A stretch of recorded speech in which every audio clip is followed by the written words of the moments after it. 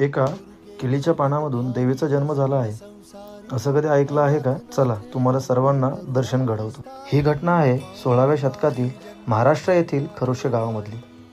खरोशे गावाच्या सरहद्दीला लागून घनदाट जंगल होते आणि त्या जंगलात केळीची झाडे सुद्धा होती. एके दिवशी एका गावातला तरुण गृहस्थ घरातल्या शुभ कार्यासाठी केळीची पाने आणायला गेला.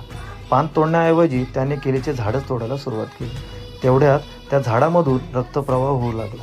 त्या ठिकाणी एक पाषाण म्हणजेच एक दगड होते. रक्त त्याच्यावर पडल्याने त्या दगडाचा आकार मोठा होऊ लागला.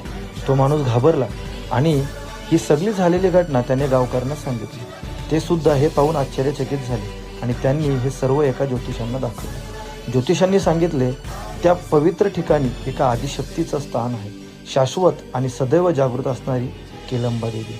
केलंबा आईच्या परिसरात पूर्वीप्रमाणे केळीचे वन पाहायला मिळतात.